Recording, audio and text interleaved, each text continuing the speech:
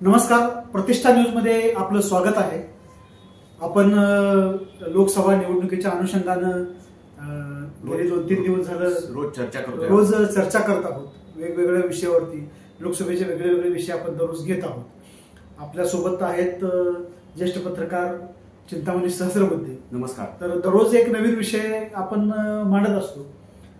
तर आज आपण जो विषय घेणार आहे तो सांगली लोकसभा मतदारसंघ आणि एकूणच लोकसभेची जी निवडणूक आहे, बरोबर, देश पातळीवरती होणार, तर त्या अनुषंगाने आपण आज चर्चा करणार आहोत। तर सर्वसाधारणपणे पहिल्या टप्प्यात एक मतदान झालेलं आहे। आता दुसऱ्या टप्प्याची तयारी सुरू आहे आणि एकंदरीत आता निवडणुकीमध्ये चांगला रंग भरताना दिसतोय।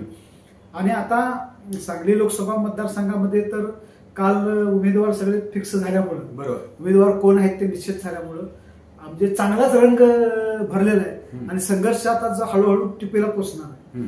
परंतु ही जी निवडणूक आहे, या निवडणुकीतले जर मुद्दे आपण विचारात घेतले, या निवडणुकीत असणाऱ्या चर्चा जर आपण पाहिल्या आणि या निवडणुकीत असणारे जी काही स्ट्रॅटेजी आहे, बरोबर, ते जर पाहिलं, अजेंडे पाहिले वेगवेगळ्या पक्षांचे, तर ही निवडणूक नेमकी राष्ट्राची आहे, म्हणजे देशाची आहे, ग्रामपंचायतची आहे, गावकी भावकीची आहे का नेमकी कशाची आहे, असा प्रश्न पडताना दिसतो।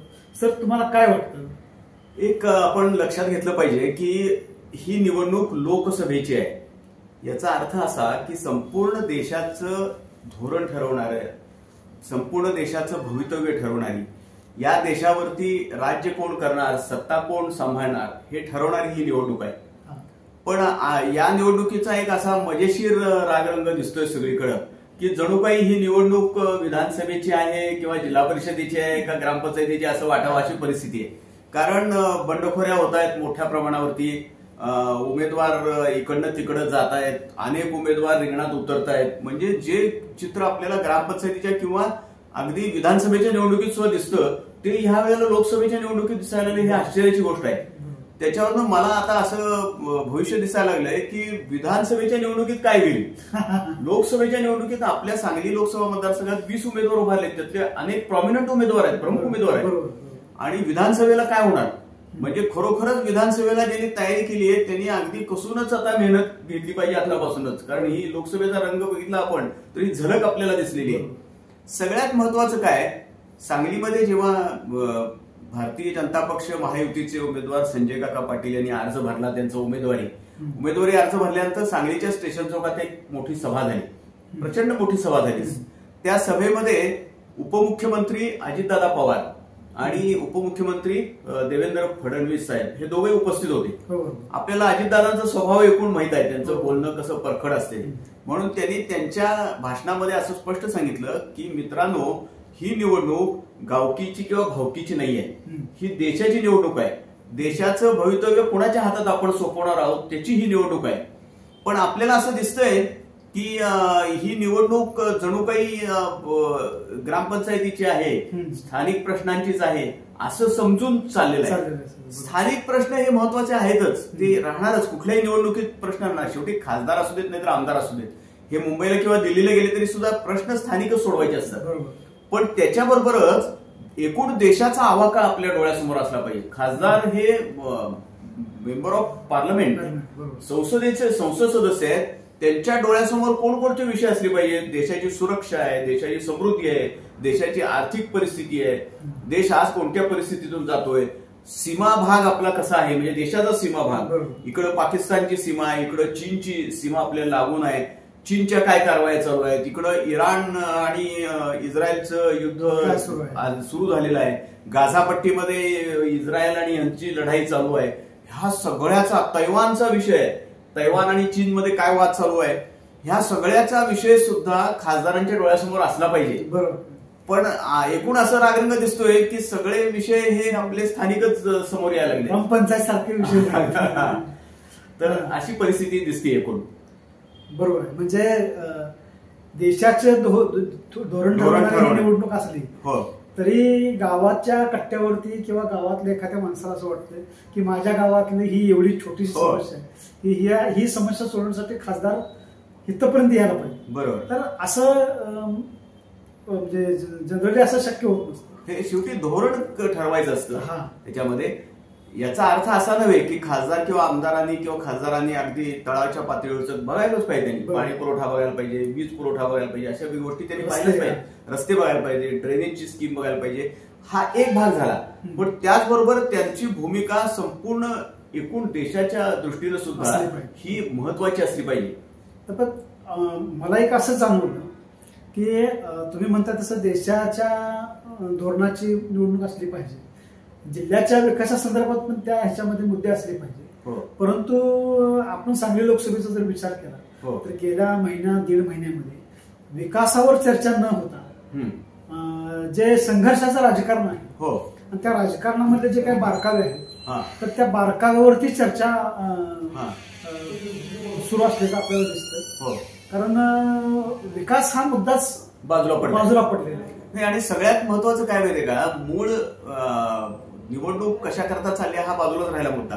महाविकास आघाडीत जो घोळ झाला उमेदवारीचा, शिवसेनेनं परस्पर उमेदवारी जाहीर केल्यामुळं सगळं हायलाईट आपण ज्याला म्हणतो प्रकाश झोत आहे तो सगळा त्यांच्या त्या भांडणावरतीच झाला. म्हणजे काँग्रेसमधले रुसवे फुगवे, त्यानंतर काँग्रेसमध्ये बंडखोरी होणार का, विशालदादा बंडखोरी करणार का, मग त्यांची समजूत कोण काढणार, ते काँग्रेसचे नेते इथं प्रचाराची आखणी विखणी करण्याऐवजी त्यांना सतत मुंबईला कधी दिल्लीला असंच जायला लागलं. मग यांची समजूत घातली का, उद्धव ठाकरे साहेब माघार घेणार का, त्यांची उमेद, ह्यातच आपली चर्चा सगळी आली. पण हे होत असलं तरी सुद्धा भारतीय जनता पक्ष आणि महाविकास आपल्या महायुतीच्या वतीनं जर आपण पाहिलं तर संजय काका पाटील यांना बरीचशी सवड मिळाली असं आपल्याला म्हणायला. म्हणजे काही वेळेला ह्यांच्या त्या भांडणामुळे ह्यांना सवड मिळाली आणि त्यांनी प्रचार केला नुसताच नव्हे, त्यांनी प्रचाराची सगळी आखणी पण करून घेतली. म्हणजे सगळ्या वेगवेगळ्या त्यांच्या ज्या शाखा आहेत, म्हणजे भारतीय जनता युवा मोर्चा, महिला आघाडी, ओबीसी सेल, अल्पसंख्याक आघाडी, कामगार आघाडी, किसान मोर्चा, ह्या सगळ्यांच्या बैठका झाल्या. ह्या सगळ्यांची प्रचाराची आखणी झाली. चंद्रकांत दादा प्रत्येक मतदारसंघात जाऊन कार्यकर्त्याच्या नेत्याच्या घरी भेटून आले जाऊन. एवढंच नव्हे तर ह्याची आपली न्याहारीवरती चर्चा ही सुद्धा सगळीकडे झाली त्यांची.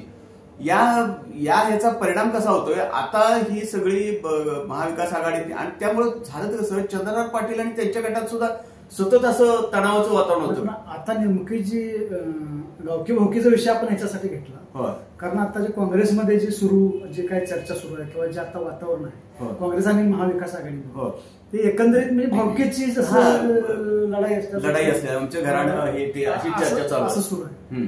आणि आता अजूनही काँग्रेसच्या प्रमुख नेत्यांची भूमिका स्पष्ट झाली नाही. जरी काही प्रमाणात त्यांनी स्पष्ट केली असले, म्हणजे आपले जतचे आमदार विक्रम सावंत जरी त्यांचा अर्ज भरायला गेले असले तरी अजूनही त्यांची भूमिका स्पष्ट झाली नाही. आणि 25 तारखेला मला वाटतं काहीतरी काँग्रेसचा खरं म्हणजे महाविकास आघाडीचा मेळावा पण 25 तारखेला इथे मिटिंग घेता येते आणि त्याच्यात ते काय भूमिका नेमकी करतात, कारण त्यांना काही केलं तरी सुद्धा धर्मसंकट आहे. त्याला धर्मसंकट म्हणतात. कारण महाविकास आघाडीत काँग्रेस पक्ष आहे, महाविकास आघाडीचा जाहीरपणे अधिकृत उमेदवार उभारलेला आहे, त्याचा अर्ज भरायला काँग्रेसचे नेते, राष्ट्रवादी काँग्रेसचे नेते आणि त्यांच्या मित्र पक्षाचे लोक हजर होते. त्यामुळे त्यांना वेगळी भूमिकाच घेता येणार नाही. त्यांना चंद्रहार पाटलांच्या बाजूनच जावं लागेल. कारण मग तशी भूमिका घ्यायची, मग चंद्रहार पाटलांच्या बाजूला फक्त राहायचं आणि म्हणजे सैनिक तिकडं आणि सेनापती तिकडं सैनिक इकडं असं होणार का? म्हणजे महाभारतामध्ये असं झालं होतं की श्रीकृष्णाची पाठिंबा कुणाला अशी स्पर्धा चालू झाली ती. मग अर्जुन जो होता तो कृष्णाच्या पायाशी येऊन बसला आणि दुर्योधन कृष्णाच्या उशाशी येऊन बसला. मग कृष्णानं विचारलं काय कशा करता आलाय, तर दुर्योधन म्हणला आमचं असं तुम्हाला माहिती आहे आमचं युद्ध होणार आहे, तर तुमची मदत कुणाच्या बाजूला. ते म्हणले मी तर काय स्वतः लढत नाही, माझ्या हातात मी आता शस्त्र घ्यायचं न धरी शस्त्र करी अशी माझी भूमिका आहे, तुम्हाला काय पाहिजे, मग तुमचं सैन्य द्या आम्हाला सगळं. ठीक आहे म्हणले. अर्जुनाला विचारत तुला काय पाहिजे, मला सैन्य नको म्हणले, तुम्ही आमच्या बरोबर आला तरी बाज झाला आम्हाला. तर म्हणजे सैन्य तिकडे गेलं, यादवांचं सैन्य सगळं कौरवांच्या बाजूला गेलं, पण कृष्ण इकडे राहिला.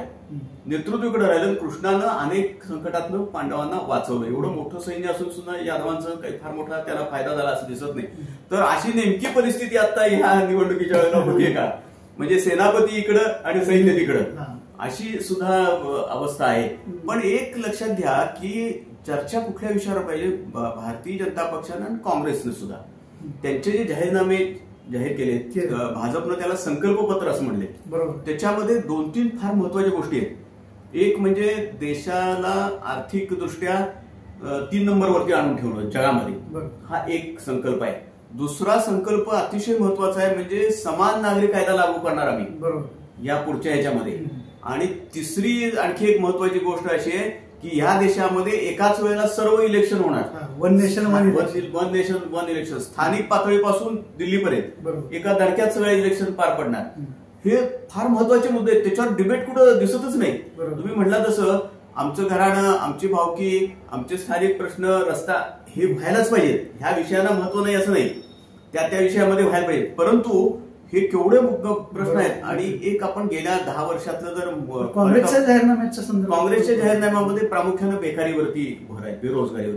त्यांनी एम्प्लॉयमेंटची गॅरंटी आम्ही देऊ असं जाहीर केलेलं आहे त्याच्यामध्ये. त्यानंतर गरिबीचा पुन्हा एकदा हटावचा नारा काँग्रेसनं दिलेला आहे. त्यांचं म्हणणं आहे गरिबी अजून हटलेली नाही. अर्थात 10 वर्षात मग गरिबी वाढली का त्याच्या मागच्या वर्षी पूर्वीच्या गरिबीचं काय वगैरे हा सवाल येणारच. असे नका, पण ते महत्वाचे मुद्दे आहेत त्यांच्या ह्याच्यामध्ये. आणि त्याचबरोबर हुकुमशाही, त्यानंतर तानाशाही, ह्यावेळी काँग्रेसनं आपला भर दिलेला आहे की एक तंत्रानं संबंध देश चाललेला आहे, घटना आपली भारतीय राज्यघटना धोक्यात आहे, हे काँग्रेसचे मुद्दे आहेत. या सगळ्या मुद्द्यावरती कुठे चर्चा होताना आपल्याला दिसतच नाही. म्हणजे आमचं असं आहे तसं आहे, आमचं महाविकास आघाडीचं काय, मग काँग्रेसचं काय ठरणार, आमच्या घराण्याला डावललं जातंय, आमच्या घराण्यात, असं हे जे सगळी चर्चा चालली गेली. सगळ्यात 2 तर ते फार महत्वाचे. समान नागरी कायदा तुम्ही बघाल, जर सामान्य नागरिकांना प्रत्येकाला विचाराल तर त्यांची त्याच्यावरती प्रतिक्रिया आहे समान नागरी कायद्यावर. तो नेमका कसा राहणार आहे. आणि त्याच्या एवढंच नव्हे, गृहमंत्री अमित शहानी नुकतीच एक मुलाखत दिलेली आहे. त्या मुलाखतीत त्यांनी असं सांगितलंय की आपले माजी राष्ट्रपती आदरणीय कोविंद साहेब, रामनाथ कोविंद साहेब यांच्या नेतृत्वाखाली, अध्यक्षतेखाली एक कमिटी नेमली ती ह्याकरता. त्यांनी सुद्धा त्या संदर्भातले काही हे दिलेले आहेत, म्हणजे आव्हान दिलेले आहेत. म्हणजे आणि एकूण आपण जर पंतप्रधान नरेंद्र मोदी आणि त्यांच्या सरकारचा गेल्या 10 वर्षाचा कारभार पाहिला की ते जाहीर करतात ते करतात असं आपल्याला दिसतंय. त्यांनी 370 हटवणार म्हणलं त्यांनी हटवलं, राम मंदिर अयोध्येत बांधणार म्हणलं त्यांनी बांधलं, नोटाबंदी त्यांनी दाबून, म्हणजे तसं अजिबात त्यांनी मागं पुढे घेतली नाही, त्यांनी केलं. जीएसटी त्यांनी लागू करायची त्यांनी केली. म्हणजे हे अत्यंत धाडसी निर्णय होते. सीए लागू करायचा त्यांनी केला. त्या अर्थी एक देश एक निवडणूक आणि समान नागरी कायदा हे 2 लागू होणार आहेत. आणि त्यावेळेला खरी खळबळ उडणार आहे. म्हणजे आता समजा आपल्या विधानसभेचा जर आपण विचार केला महाराष्ट्रातल्या, तर साधारणपणे ऑक्टोबर-नोव्हेंबर दिवाळीच्या आसपास आपल्या निवडणुका होतात. म्हणजे कदाचित एक देश एक निवडणूक असा जर त्यांनी अंमलात आणायचं ठरवलं तर आपली आणि लोकसभेची फारकत असलेली निवडणूक ही कदाचित शेवटचीच असेल. पुढची जी निवडणूक होणार आहे ती लोकसभा, विधानसभा, कदाचित मग आता त्यांच्या कल्पनेत जिल्हा परिषद आहे, पंचायत समिती आहेत, महानगरपालिका आहेत, नगरपालिका आहे, ग्रामपंचायत. एका अर्थानं ते फार चांगलं पण आहे. आपण आता पत्रकार म्हणून काम करतो, आपल्याला माहित आहे कुठंतरी एखादी विधान परिषद निवडणूक चालू असतील, त्याचा आचारसंहितेचा बडगा इकडे बसलेला असतो, सगळं काम थांबलेलं असतं, रस्ते थांबले. आज मी यांना विचारलं एका कार्यकर्त्यांना, ते आपल्या त्या रस्त्यात काय झालं, नाही बोलले आचारसंहिता नाही का त्यामुळे थांबलेलं आहे. म्हणजे याचा परिणाम असा होतोय की कामं थांबून राहतात. तर ह्या मुख्य विषयांवरती डिबेट व्हायला पाहिजे. बेरोजगारीवरती डिबेट व्हायला पाहिजे, काँग्रेसनं जे जाहीरनाम्यात म्हणलेलं आहे, महागाईवरती डिबेट व्हायला पाहिजे, एक देश एक निवडणूक व्हायला पाहिजे, समर्थ भारत ह्या विषयावरती व्हायला पाहिजे, उद्योगधंदे भाजपच्या जाहीरनाम्यात आणि भाजपच्या नेत्यांकडनं सांगितलं जाते की आम्ही मुद्रा योजनेतनं उद्योजकांना प्रोत्साहन दिलं मोठ्या प्रमाणावरती. आता आम्ही गॅस, उज्ज्वला गॅस लोकांच्या आता सगळं पाईपनं गॅस पुरवणार घरामध्ये, म्हणजे सबंध देशभर. तर हे असे मुद्दे पुन्हा चर्चेत आले पाहिजेत. हे आणि किमान हे पुढच्या 10-12 दिवसात तरी यावेत असं मला वाटतं. तर एकंदरीत आपण जे चर्चा केलेली आहे ते निवडणूक ही खावकी भावकीची नव्हता, निवडणूक ही स्थानिक पातळीवरची नव्हता, राष्ट्रीय पातळीवरच्या चर्चेची झाली पाहिजे. आणि त्याच्याबरोबरच म्हणजे स्थानिक पातळीवरचे मुद्दे असावेत. आपण काय ते पण ते महत्वाचे आहेतच आणि त्याचबरोबर राष्ट्रीय पातळीवरचे पण असले पाहिजे. तर हे दोन्ही प्रकारचे मुद्दे म्हणजे स्थानिक पातळीवरचे महत्वाचे मुद्दे, स्थानिक पातळीवरचे नेतृत्व. आणखी एक मुख्य असा मुद्दा आहे की जेव्हा आघाडी असती, दोन्ही बाजूला दोन आघाड्या आहेत, एक एनडीए आहे आणि दुसऱ्या बाजूला इंडिया आघाडी आहे. परंतु गेल्या 10 वर्षामध्ये आपण बघितलं की जरी एनडीए आघाडी असली तरी सुद्धा भारतीय जनता पक्षाचा वरचष्मा त्याच्यामध्ये राहिलेला आहे आणि पंतप्रधान मोदींच्या सारखं खंबीर असं नेतृत्व त्या आघाडीचं राहिलेलं आहे. त्यामुळे त्यांनी 10 वर्षात हलवून दिलं नाही कोणाला. म्हणजे कायम चर्चा होते तर पूर्वी कशा आघाडीची सरकार आली की कोण पंतप्रधान होणार, सरकार बदलणार का, आम्हाला बदला, नेतृत्व बदला, असे सारखे होईल. 10 वर्षात त्यांनी कोणाला हलवून दिलं नाही. एवढंच नव्हे तर भारतीय जनता पक्ष जिथं सरकार आहे तिथं सुद्धा त्यांनी शक्यतोवर नेतृत्व बदलून दिलं नाही. आणि त्यामुळं आघाड्यांच्या राजकारणामध्ये सुद्धा देशाच्या स्थिरतेचा मुद्दा सुद्धा आता महत्वाचा राहणार आहे याच्यामध्ये. बरोबर. तर एकंदरीत आपण चर्चा केली की गावकी भावकीची निवडणूक न होता राष्ट्रीय पातळीवरचे मुद्दे आणि स्थानिक पातळीवरचे मुद्दे ह्या सगळ्यावरती चर्चा व्हायला पाहिजे आणि स्थानिक पातळीवरच्या राजकीय संघर्षापेक्षा लोकांचं कल्याण कशामध्ये होणार आहे, लोकांचं हित कशामध्ये आहे, तर त्या मुद्द्यांवरती चर्चा होणं गरजेचं आहे. आणि तशाच प्रकारची निवडणूक व्हावी आणि या पुढच्या काळात तशा प्रकारचे मुद्दे चर्चेत यावे अशी आपण अपेक्षा ठेवूया. आज आपण इथंच थांबतोय आणि अजून आपण बऱ्याच विषयावर निवडणुकीतल्या बऱ्याच विषयावर चर्चा करणार आहोत. पारावरच्या गप्पा कशा आहेत, कशा असतात वगैरे त्या सगळ्या ह्याच्यावरती आपण पुढच्या निवडणूक होईपर्यंत आपण बोलणार आहोत. तर आज आपण इथंच थांबतोय. नमस्कार. नमस्कार. धन्यवाद.